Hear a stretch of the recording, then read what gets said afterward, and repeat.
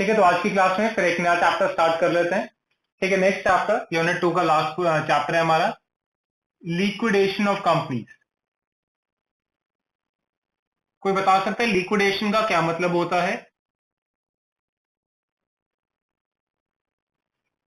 हाँ जी, what is the meaning of liquidation? Assets को कैश में कन्वर्ट करना इज लिक्विडेशन। हाँ जी, ठीक बोला इन्होंने, या कोई और आंसर बोलना चाहता है अपना? कंपनी बंद होती है।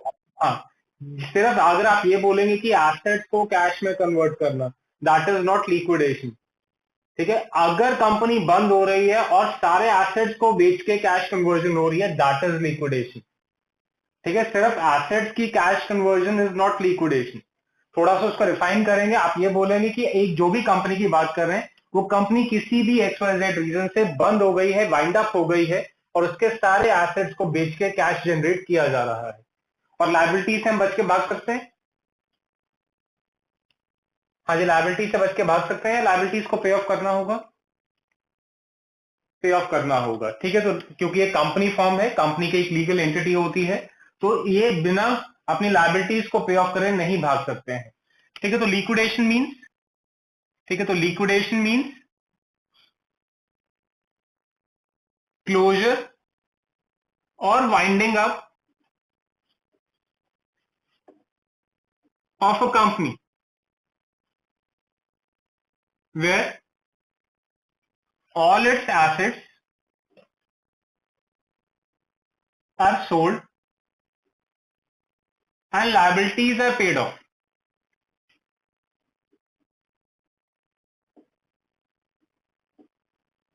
ठीक है, किसी भी कारण से ये कंपनी बंद हो रही है, और बंद होने में क्या कर रहे हैं, जो भी इसके एसेट्स हैं उसको एसेट्स को सेल ऑफ कर रहे हैं, और इसकी जो भी लायबिलिटीज हैं लायबिलिटीज को वापस से पे ऑफ कर रहे हैं। ठीक है, और लिक्विडेशन में आपसे एक छोटा सा क्वेश्चन और पूछता हूं कि लिक्विडेशन कंपनी अपने खुद के विल से कर सकती है या कोर्ट के इंटरवेंशन से लिक्विडेशन होती है? हाँ, कोर्ट से, क्योंकि हम कंपनी फॉर्म की बात कर रहे हैं। अभी हमने बात की company has a separate legal entity. ठीक है, अपने नाम से कंपनी एक सेपरेट लीगल एंटिटी होती है। ठीक है, और company is govern by the companies act. ठीक है, कंपनीज एक्ट में जहां पर भी ये कंपनीज एक्ट अप्लाई होता है, तो उसके कुछ रूल्स एंड रेगुलेशंस हैं जो कंपनीज को फॉलो करने पड़ते हैं। वो अपनी मर्जी से कोई भी चीजें नहीं कर सकती। तो ऐसा नहीं है कि विलिंगली आज मैंने डिसाइड किया कि इस कंपनी को लिक्विडेट कर देंगे, नहीं जी, ऐसा नहीं होता है। ठीक है, इसके प्रॉपर एप्लीकेशन फाइल करनी पड़ती है, कोर्ट इंटरवीन करता है, फिर कोर्ट डिसाइड करता है क्या ये कंपनी लिक्विडेशन में एक्चुअली जाएगी या नहीं जाएगी। ठीक है जी, तो कोर्ट के ज्यादातर कोर्ट के इंटरवेंशन से ही लिक्विडेशन का प्रोसेस इनिशिएट किया जाता है। ठीक है, और कोर्ट एक पर्सन को अपॉइंट करता है टू अंडरटेक दिस लिक्विडेशन, और उस पर्सन को हम बोलते हैं लिक्विडेटर। ठीक है, ध्यान रखना है, मैंने भी आपको बोला कि कोर्ट जनरली इंटरवीन करता है लिक्विडेशन का प्रोसेस इनिशिएट वगैरह करने के लिए। तो कोर्ट किसी एक पर्सन को अपॉइंट करता है कि उस कंपनी में जाके आप इन्वेस्टिगेट करिए क्या रीजन हैं जिसके कारण लिक्विडेशन में चली गई है कंपनी, और उन कारण को सबको ध्यान में रखते हुए फिर लिक्विडेशन को आगे प्रोसीड करिए। तो वो जो पर्सन को अपॉइंट किया जाता है कोर्ट के द्वारा कि आपने इस कंपनी की लिक्विडेशन करनी है, तो उस पर्सन को हम क्या बोलते हैं? लिक्विडेटर बोलते हैं। ठीक है, तो लिख लेते हैं, a person appointed by the court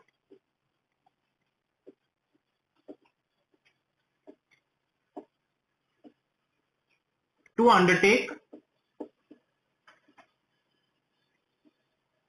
the process of liquidation. ठीक है, तो लिक्विडेशन के प्रोसेस को इनिशिएट करने के लिए जो पर्सन कोर्ट अपॉइंट करता है, उस पर्सन को लिक्विडेटर बोल दिया जाता है। ठीक है, अब लिक्विडेटर जनरली क्या करता है, जब उसने इन्वेस्टिगेट कर लिए सारे रीजन और वो सेटिस्फाइड है कि ये रीजन वैलिड है और ये कंपनी लिक्विडेट हो जानी चाहिए है, तो उस लिक्विडेशन के टाइम पे लिक्विडेटर क्या करता है? Liquidator prepares two types of statements. ठीक है, और वही हमारा ये practical part of this chapter है कि ये जो दो स्टेटमेंट्स है इसमें बनानी है, उसको किस तरह से हमें फॉर्म करके दिखाना है। ठीक है, दो स्टेटमेंट्स ये जो बनाता है, first is liquidators statement of affairs, ठीक है, पहली स्टेटमेंट जो बनाता है that is the liquidators statement of affairs. ये क्या होता है? This is estimation of the values of asset sold and liabilities paid of. ठीक है, तो ये लिक्विडेशन इनिशिएट करने से पहले एक अंदाजा लगाता है कि ये जो कंपनी के एसेट्स हैं किस वैल्यू में बेचे जा सकते हैं और जो लायबिलिटीज है उसको कितना कितना पे ऑफ कर दिया जाए। एस्टिमेशन अंदाजे की बात है, ये एक्चुअल फिगर्स नहीं है। तो लिक्विडेशन स्टार्ट करने से पहले एक स्टेटमेंट लिक्विडेटर बनाता है जिसको लिक्विडेटर स्टेटमेंट ऑफ अफेयर्स बोल दिया जाता है। और ये स्टेटमेंट में वो क्या करता है? वो एस्टिमेट करता है कि इस कंपनी के जो भी एसेट्स हैं उसके मार्केट के अकॉर्डिंग, मार्केट वैल्यू के अकॉर्डिंग क्या वैल्यू बनेगी जिस वैल्यू में उसको बेचा जा सकता है, और जो लायबिलिटीज है उसको कितनी कितनी पेमेंट या उसकी कितनी कितनी रिटर्न हम वापस कर सकते हैं। ठीक है, तो उसके लिए जो एस्टिमेशन के लिए एक स्टेटमेंट बनाएगा, that statement is known as the liquidator statements of affair. Second जो बनाता है, second that is liquidator's final statement of account.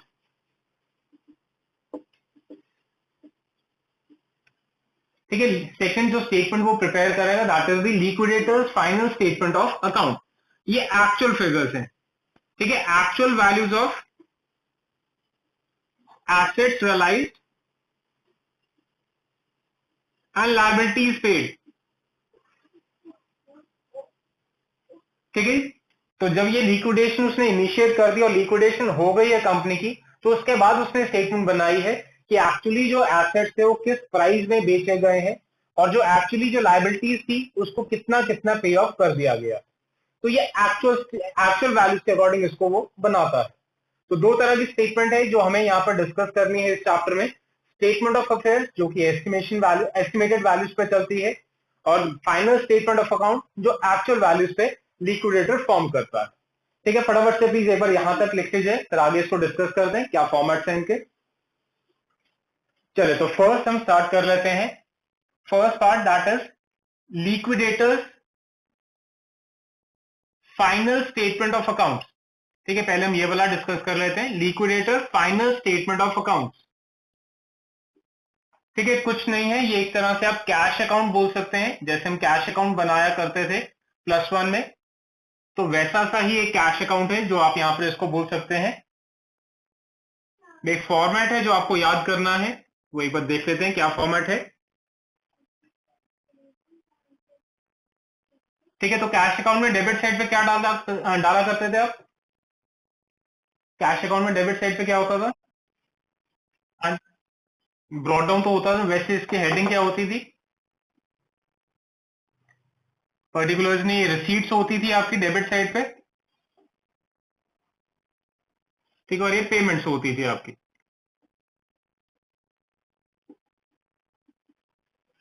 ठीक है, तो रिसीट एंड पेमेंट अकाउंट या कैश अकाउंट कुछ भी बोल सकते हैं इसको आप। तो डेबिट साइड पे जहां जहां से पैसा आएगा वो आपने लिखना है, क्रेडिट साइड पे जहां जहां आपने पेमेंट करनी है वो आपने क्रेडिट साइड पे इंक्लूड करके दिखाना है। तो कैश अकाउंट की तरह है, या रिसीट एंड पेमेंट अकाउंट इसको आप बोल सकते हैं। चले, पहले डेबिट साइड की बात करते हैं, पैसा कहां कहां से आएगा। तो सबसे पहले टू सन्ड्री एसेट्स। ठीक है, तो जितने भी एसेट्स हैं वो यहां पर आपने डालने हैं, कैश या बैंक। ठीक है, कैश या बैंक जो भी आपको गिवन होगा, या तो इसको आप ब्रॉट डाउन करके डाल सकते हैं, या जो भी ये बैलेंस शीट वैल्यू पे आपको दिया गया होगा उसी वैल्यू पे आपने इसको इंक्लूड करके दिखा देना है। बाकी जितने भी एसेट्स हैं एट रियलाइजेबल वैल्यूज। ठीक है, जिस वैल्यू पे एक्चुअली उनको बेचा गया है उन वैल्यूज पे आपने यहां पर उसको डेबिट साइड पे इंक्लूड करके दिखाना है। ठीक है, कैश तो कैश ही है तो उसके रियलाइजेबल वैल्यू सेम ही होती है, तो बैलेंस शीट से उठा लेंगे। बाकी जितने एसेट्स हैं उसकी वैल्यू बैलेंस शीट से नहीं उठानी, जिन वैल्यूज पे एक्चुअली उनको बेचा गया है मार्केट में, या जितनी वैल्यू से रियलाइज की गई है वो वैल्यूज हमने डेबिट साइड पे इंक्लूड करके दिखा देनी। ठीक है, तो जनरली यही आपके रिसीट्स रहेंगी in case of an liquidation. ठीक है, इसके अलावा बाकी नोशनल कॉल्स वगैरह या इक्विटी वालों से पैसा मंगवाया जा सकता है, वो आगे क्वेश्चंस में देखेंगे। अभी के लिए सिर्फ पैसा कहां से आ सकता है, जो पड़ा था ऑलरेडी या जो एसेट बेच के हमने पैसा रिलाइज किया है। अब बात आती है पेमेंट साइड की, क्रेडिट साइड। अब पेमेंट साइड पे आपकी अपनी मर्जी नहीं है कि जैसे जैसे पेमेंट्स आती जाएंगी वैसे वैसे डालते जाएंगे। इसका एक फॉर्मेट है या सीक्वेंस है जो आपको याद करना है कि पहले इसी को पेमेंट करनी है, फिर उसके बाद दूसरे की बारी आएगी, फिर इसकी बारी आएगी एंड सो ऑन। ठीक है, तो इसको तो आप जैसे मर्जी पैसा इकट्ठा कर लीजिए, जहां जहां एसेट बेचा पैसा इकट्ठा कर लीजिए, पर पेमेंट के लिए एक सीक्वेंस है जो आपको याद करना है। ठीक है, तो उस सीक्वेंस में जो सबसे पहली चीज जिसको आपने पेमेंट करनी है दैट इज सिक्योर्ड क्रेडिटर्स।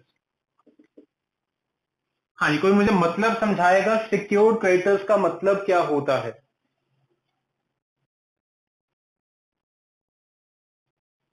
ठीक है, ऐसे क्रेडिटर्स या ऐसे बंदे जिनसे आपने लोन लिया था और अपना कोई एसेट उनको गिरवी रखा था, तो ऐसे क्रेडिटर्स को हम सिक्योर्ड क्रेडिटर्स बोलते हैं। ठीक है, ध्यान रखना है, मैं दोबारा से रिपीट करता हूं। सिक्योर्ड क्रेडिटर्स का मतलब है ऐसे क्रेडिटर्स जिनसे आपने लोन लिया है और उसके बदले में कोई एसेट अपना आपने मॉर्टगेज किया है या सिक्योरिटी के तौर पे सामने वाली पार्टी को आपने दिया हुआ है। ठीक है जी, तो ऐसे क्रेडिटर्स को हम सिक्योर्ड क्रेडिटर्स बोलते हैं। ठीक है जी, एक एग्जांपल से इसको समझते हैं क्या है। फॉर एग्जांपल दो है, एक आपने लोन पहले बैंक से लिया था फॉर एग्जांपल 2 लाख रुपीज का, और ये लिया था on the mortgage of plant and machinery. एक दूसरे बैंक से आपने लोन लिया था फॉर एग्जांपल 2.5 लाख रुपए का, इसके अगेंस्ट आपने अपनी लैंड बिल्डिंग मॉर्टगेज की थी। ठीक है, ब्रैकेट में जो मैंने एसेट्स के नाम लिखे हैं इसका मतलब कौन सा एसेट गिरवी रखा है, मैंने उस चीज को यहाँ पर डिनोट किया है। ठीक है, फॉर एग्जांपल क्वेश्चन में आपको दो तरह के सिक्योर्ड क्रेडिटर्स दिए गए हैं। एक लोन पहले बैंक से जो आपने लिया था 2 लाख का, और उस बैंक को आपने अपनी प्लांट एंड मशीनरी गिरवी रखी थी। ठीक है, ऐसी दूसरे बैंक से भी लोन लिया था 2.5 लाख रुपए का, और उस बैंक को आपने अपना लैंड बिल्डिंग वहां पर गिरवी रखवाया हुआ था।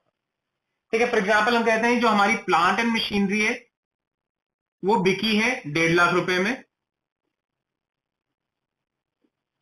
और जो हमारा लैंड बिल्डिंग था वो बिक गया है फॉर एग्जाम्पल 5 लाख रुपीज।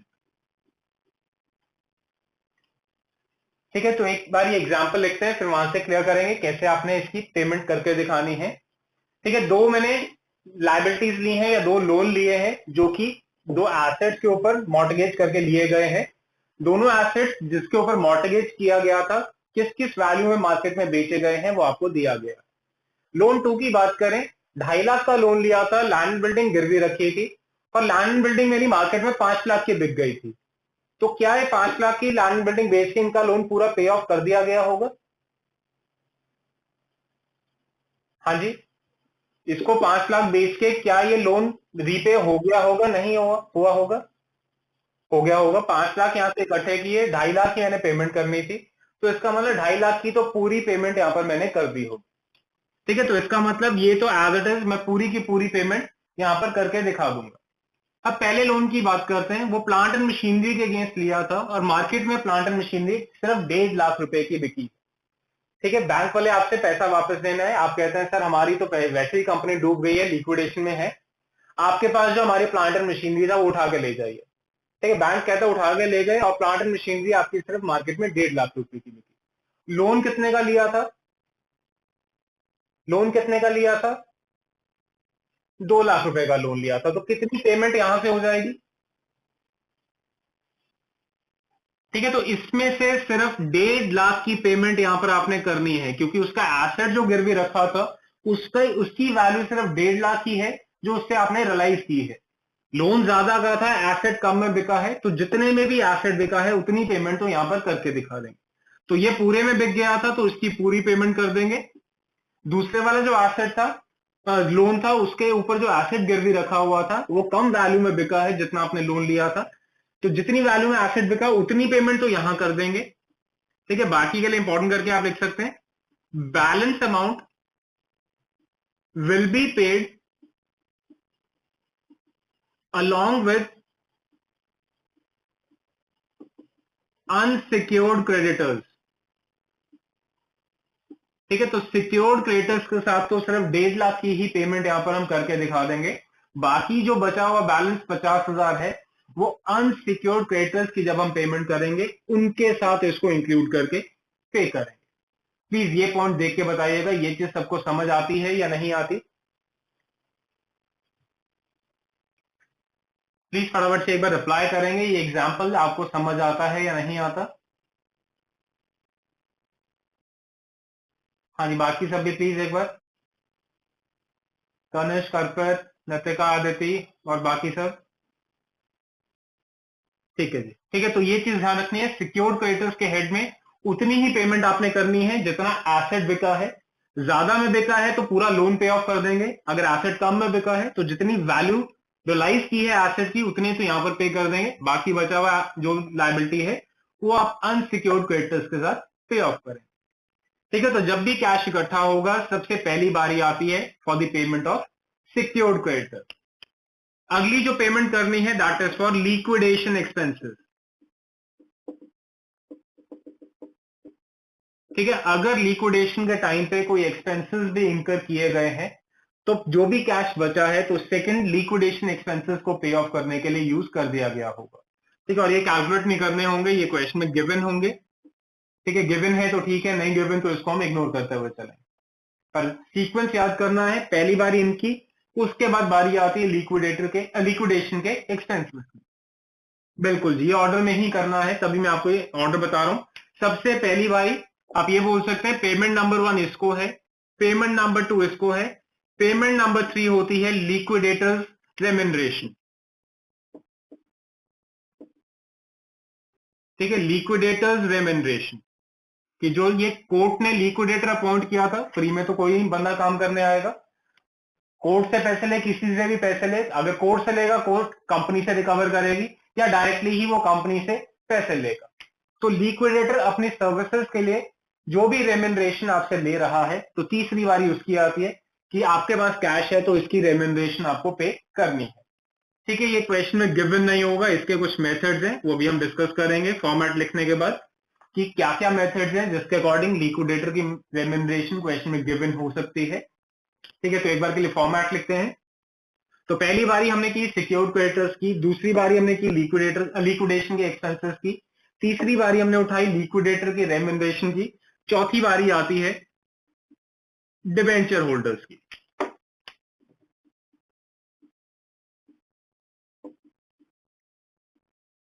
ठीक है, जब इनकी तीनों की पेमेंट हो जाएगी तो अब बारी आती है डिबेंचर वालों को पैसा देने की, वापस करने की। डिबेंचर होल्डर्स को हम जनरली क्या पे करते हैं? Face value. ठीक है, face value plus outstanding interest given in balance sheet plus interest from the date of liquidation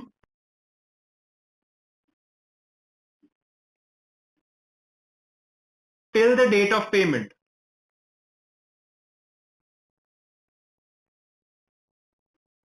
ठीक है, एक बार लिख लीजिए फिर इसका मतलब समझाता हूं क्या है।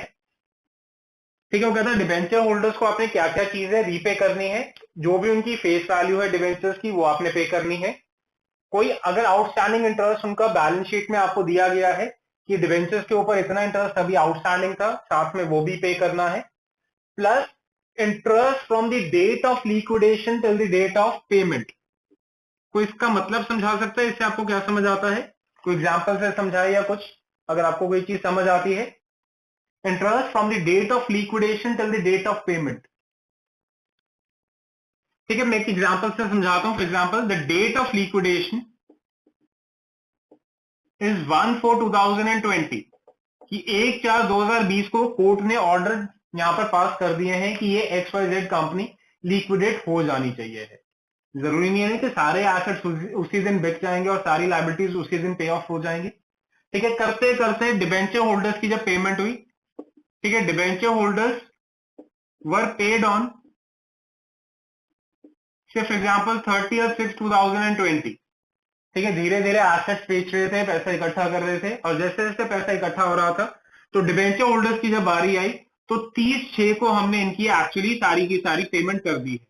तो इसका मतलब 1/4 से लेके 30/6 तक, मतलब 3 महीने का इंटरेस्ट आपको इन डिबेंचर होल्डर्स को और भी पे करना। देखना ये चीज समझ आती है, ठीक है जी। तो डिवेंचर होल्डर्स को तीन चीजें पे करनी होती हैं, फेस वैल्यू, प्लस अगर कोई आउटस्टैंडिंग इंटरेस्ट बैलेंस शीट में दिया गया है, प्लस अगर कोई इंटरेस्ट बनता है from the date of liquidation till the date of payment, वो भी आपने पे करना है। पर एक चीज और इंपॉर्टेंट इसके साथ ध्यान रखनी है, ये सिर्फ लास्ट पॉइंट के साथ मैं बोल रहा हूं, ये जो इंटरेस्ट लास्ट वाला हमने लिखा है, paid only if the payment made to unsecured creditors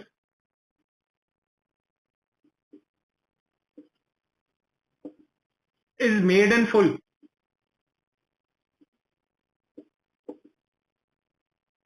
हाँ जी, अब इससे आपको क्या समझ आया?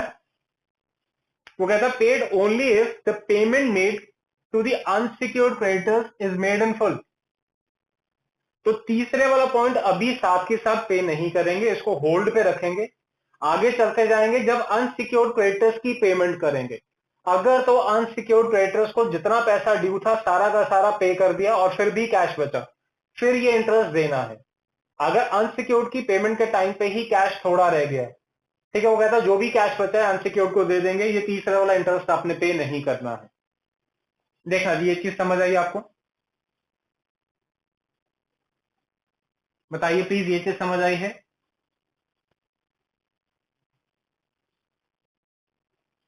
बाकी सब कहां चले गए, कोई रिप्लाई नहीं कर रहा? हाँ, कॉपी करते जाइए, बस एक बार बता दिया करिए कि समझ आया नहीं आया, नहीं तो मैं वापस से समझाता हूँ। समझ तो आ गया? पढ़ो, आराम से पढ़ो, फिर मुझे देख के बताओ अगर कोई चीज नहीं समझ आई। ठीक है, तो ये हमने बात की है कि ये जब बारी आएगी चौथी पेमेंट की तो हम डिबेंचर होल्डर्स को पे करेंगे। अब आती है पांचवी बारी। पांचवी बारी आती है किसकी? Preferential creditors. ठीक है, जब पांचवी बारी आएगी पेमेंट करने की, वो प्रेफरेंशियल क्रेडिटर्स को पे करना है। ठीक है, इसको अभी हम डिस्कस करते हैं, अभी बात करते हैं कि कैसे क्रेडिटर्स को हम प्रेफरेंशियल क्रेडिटर्स बोलेंगे। तो अभी के लिए सिर्फ लिख लीजिए, इसको मैं प्रॉपर आपको डिस्कस करता हूं कि प्रेफरेंशियल कैटेगरी में कौन कौन से क्रेडिटर्स आते हैं। ठीक है, इनकी पेमेंट करने के बाद नेक्स्ट बारी आती है, छठी बारी आती है अनसिक्योर्ड क्रेडिटर्स की। अनसिक्योर्ड क्रेडिटर्स से आपको क्या समझ आता है? ऐसे क्रेडिटर्स जिनसे लोन लिया था पर कुछ एसेट गिरवी नहीं रखा था। ठीक है, सिक्योर्ड जिनके अगेंस्ट गिरवी रखा था, इनको कुछ भी गिरवी नहीं रखा है, क्रेडिट कार्ड जिसको बोलते हैं। ठीक है, बैंक ने बिना कुछ आपसे गिरवी रखे आपको क्रेडिट दे रखा है। ठीक है, तो वो चीज है, वो अनसिक्योर्ड क्रेडिटर्स है कि जिसके अगेंस्ट कोई भी सिक्योरिटी नहीं दी है। तो अगली बारी उनकी आती है। मैं यहां पर ये चीज ध्यान रखना, including balance amount of secured creditors. मैंने वहां पर लिखा था ना, सिक्योर्ड के साथ भी लिखी थी ये चीज। ये जो बैलेंस अमाउंट है वो यहां पर आपने पे करना है। तो अगर कुछ बैलेंस बचा है वो यहां पर आपने जोड़ के अनसिक्योर्ड क्रेडिटर्स के साथ पेमेंट कर देनी। समझ आई ये चीज? चल, नेक्स्ट बारी आती है, सातवीं बारी आती है, अनसिक्योर्ड क्रेडिटर्स का भी पैसा दे दिया। अगली बारी आती है कॉल्स इन एडवांस की। अगर किसी शेयर होल्डर ने आपको एडवांस पेमेंट कर रखी है, ठीक है, आपका 10 रुपए का शेयर था, अभी तक आपने सिर्फ 8 रुपए कॉल किए हुए हैं, पर कोई शेयर होल्डर ऐसे थे जिन्होंने पूरा का पूरा 10 रुपए आपको दे दिया था, तो मतलब 2 रुपए एडवांस आ रखे हैं। तो जिनका भी एडवांस पैसा आया है, तो पहली बारी अब यहां पर आपने उनको रीपे कर देना। ठीक है जी, इनको पे करने के बाद अगली बारी, आठवीं बारी आती है किसकी? प्रेफरेंस शेयर होल्डर्स की। ठीक है जी, अगली बारी आती है प्रेफरेंस शेयर होल्डर्स की। प्रेफरेंस शेयर होल्डर्स को आपने क्या पे करना है? Face value plus any arrears of dividend.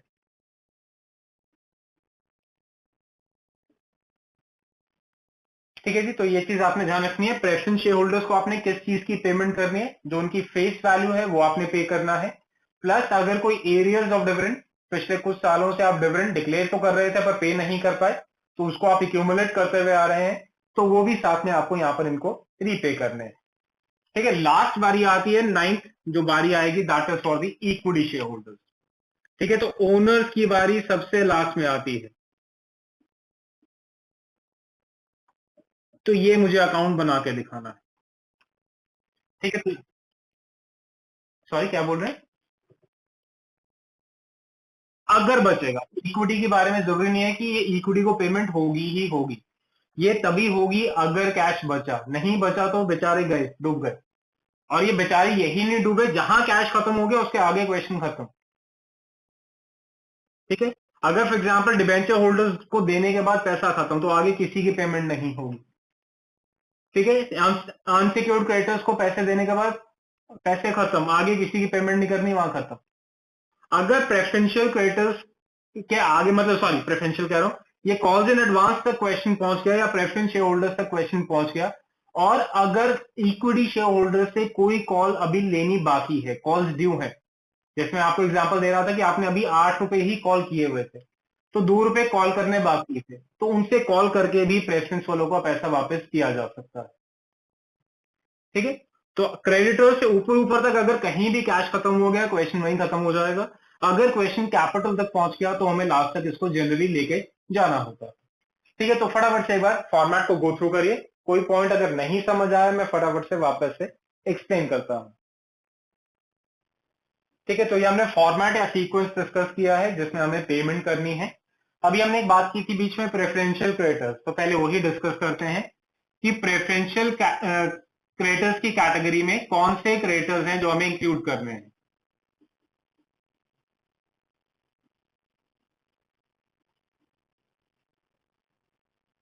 ठीक है, प्रेफरेंशियल क्रेडिटर्स या तो क्वेश्चन में डायरेक्टली गिवन हो सकते हैं कि प्रेफरेंशियल क्रेडिटर्स इतने थे, या कई बार क्रेडिटर्स दिए होंगे कि ये वाला क्रेडिटर था, ये वाला था, तो कैसे पता लगेगा कि प्रेफरेंशियल क्रेडिटर कौन से वाला क्रेडिटर बनेगा।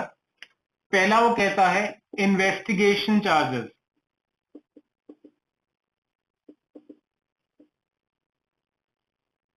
ठीक है, जैसे मैंने अभी आपको चैप्टर स्टार्ट करने के टाइम पे बताया था कि कंपनी लिक्विडेट हो रही है, तो कोर्ट एक लिक्विडेटर को अपॉइंट करती है कि आप जाके पहले तो मैटर्स चेक करिए कि किन कारण से ये कंपनी लिक्विडेशन तक पहुंच गई है। तो अगर तो लिक्विडेटर को समझ आ जाता है क्या कारण है तो बहुत अच्छी बात है। अगर बहुत ही ऊपर नीचे कर रखी है चीजें ये शेयर होल्डर्स ने और बहुत ही ज्यादा घपला किया हुआ है, तो हो सकता है लिक्विडेटर कहे कि मुझे ये नहीं समझ आ रहा कि किस कारण से ये कंपनी लिक्विडेशन में पहुंच गई है, इसके लिए इन्वेस्टिगेशन एक पूरी प्रॉपर हमें बिठानी पड़ेगी। तो इन्वेस्टिगेटर जो भी आपने अपॉइंट किया है या जो भी इन्वेस्टिगेशन के टाइम पे आपको चार्जेस पे करने पड़े हैं, तो वो अगर पेमेंट करनी है तो ऐसे क्रेडिटर्स को हम प्रेफरेंशियल क्रेडिटर्स की कैटेगरी में डालते हैं। ठीक है, लिक्विडेटर अपनी रेमेंडेशन तो यहां पर ले जाएगा, अगर इन्वेस्टिगेटर भी अपॉइंट हुआ है तो उसको भी तो पैसे देने पड़ेंगे। वो जो इन्वेस्टिगेटर को पैसे देने हैं वो प्रेफरेंशियल क्रेडिटर्स की कैटेगरी में आता है, तो उसकी पेमेंट यहां पर आके हमें करनी है। ठीक है जी। सेकंड, रेंट, रेट्स और taxes due to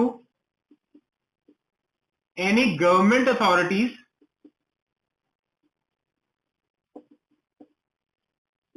for proceeding 12 months of liquidation. ठीक है, एक बार लिखिए फिर एग्जांपल से समझाता हूं। वो कहता है rent, rates and taxes due to any government authorities for proceeding 12 months the date of liquidation. ठीक है, फॉर एग्जांपल टेलीफोन बिल, ये जो कंपनी है बीएसएनएल का टेलीफोन लगवा रखा था, ठीक है, और इसके पिछले 6 महीने का बिल इन्होंने पे ही नहीं किया था। ठीक है, 30 फॉर एग्जांपल 31 मार्च 2020 को ये कंपनी लिक्विडेशन में चली गई है और उसके पिछले 6 महीने का बीएसएनएल का बिल इस कंपनी ने पे नहीं किया था, जो अभी तक आउटस्टैंडिंग चल रहा है।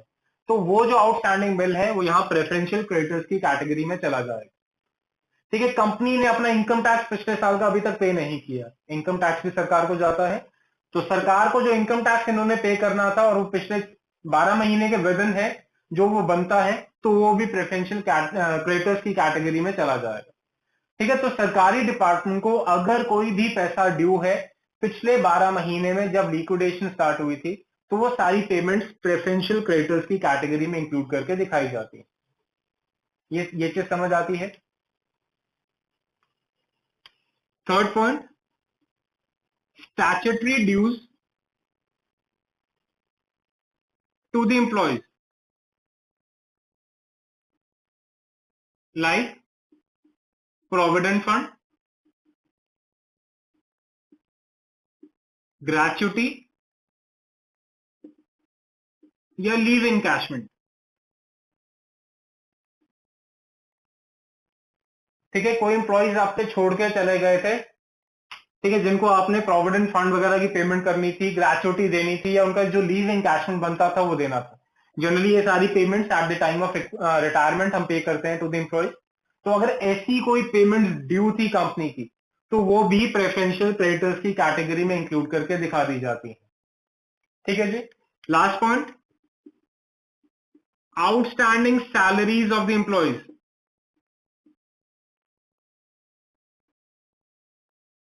ठीक है, अगर जो एम्प्लॉयज आपने रखे हैं उनकी सैलरीज आउटस्टैंडिंग चल रही थी, तो वो भी प्रेफरेंशियल क्रेडिटर्स में आती हैं। पर इसमें थोड़ा सा यहां पर आपको पॉइंट ध्यान रखना है, इसमें कौन सी वैल्यू आती है, 4 month salary preceding the date of liquidation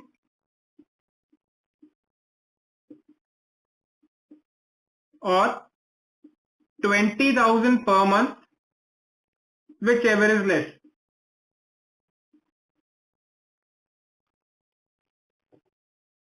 ठीक है, वो कहता है पिछले 4 महीने जिस दिन लिक्विडेशन हुई है उसके पिछले 4 महीने की अगर सैलरी है या 20,000 रुपया पर महीना विच एवर इज लेस, वो प्रेफरेंशियल क्रेडिटर्स में आपने डाल देनी।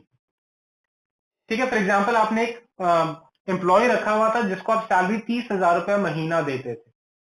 ठीक है, 30,000 रुपये महीना देते थे और पिछले 4 महीने से जब लिक्विडेशन हुई उसके पिछले 4 महीने से आपने उसकी सैलरी पे नहीं की।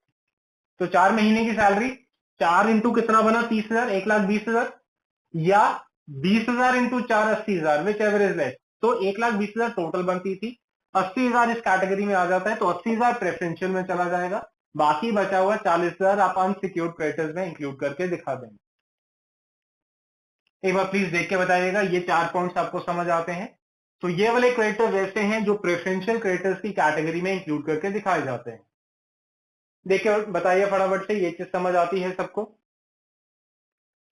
ठीक है, तो ये सारे वो क्रेडिटर्स थे जो प्रेफरेंशियल क्रेडिटर्स की कैटेगरी में आपने इंक्लूड करके दिखाने हैं। एक चीज और मैंने फॉर्मेट के बीच में छोड़ी थी, those were the methods of liquidators remuneration. ठीक है, तो अगली चीज वो हम डिस्कस करते हैं कि लिक्विडेटर को रेम्यूनरेशन किस किस मेथड के अकॉर्डिंग पे की जा सकती है। ठीक है, फर्स्ट इसमें जो मेथड आता है that is the lump sum method. आपको क्वेश्चन में गिवन है कि जो लिक्विडेटर है उसको 50,000 की पेमेंट करनी है, उसको 80,000 की पेमेंट करनी है, उसको ₹1,00,000 की पेमेंट करनी है। तो अगर तो वैल्यू डायरेक्टली गिवन है तो कुछ सोचने की जरूरत नहीं है, जो वैल्यू गिवन है that becomes the value of liquidators remuneration. Simple सी चीज, जब डायरेक्टली क्वेश्चन में वैल्यू दी गई है, ठीक है, तो आप इसको लिख सकते हैं, the value of remuneration is given in the question. ठीक है जी। ठीक है, तो लमसम मेथड में क्या है, डायरेक्टली आपको वैल्यू दी गई होगी कि जो आपने लिक्विडेटर रखा है उसको एक्स वैल्यू ऑफ रेम्यूनरेशन आपने पे करनी है, तो आपको कुछ कैलकुलेट नहीं करना, जो वैल्यू गिवन है वही उसकी रेम्यूनरेशन बन जाएगी। सेकंड मेथड आता है परसेंटेज ऑन एसेट्स रियलाइज्ड।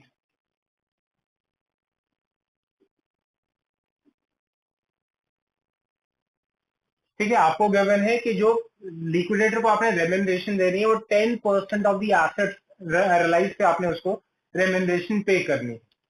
ठीक है, तो इसमें आपको कैलकुलेशन करनी है, इसमें डायरेक्टली आपको नहीं दिया गया।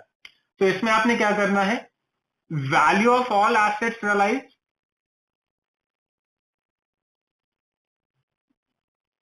ठीक है, पर ध्यान रखना है एक्सेप्ट कैश या बैंक, क्योंकि वो तो उसने नहीं बेचा, वो तो डायरेक्टली कंपनी के पास उतने एसेट्स या उतनी वैल्यू पड़ी थी। तो कैश या बैंक को छोड़ के जितने भी एसेट्स उसने बेचे हैं उस वैल्यू के ऊपर आपने परसेंटेज लगा देनी है, वो उसकी रेम्यूनरेशन कैलकुलेट हो जाएगी। ठीक है, तो जो भी परसेंटेज दी है, तो जो भी एसेट्स उसने बेचे हैं उसके ऊपर वो परसेंटेज आप अप्लाई कर देंगे, वो उसकी परसेंटेज या उसकी वैल्यू ऑफ रेम्यूनरेशन कैलकुलेट हो जाएगी। ठीक है, थर्ड होता है a certain percentage on payment to unsecured creditors.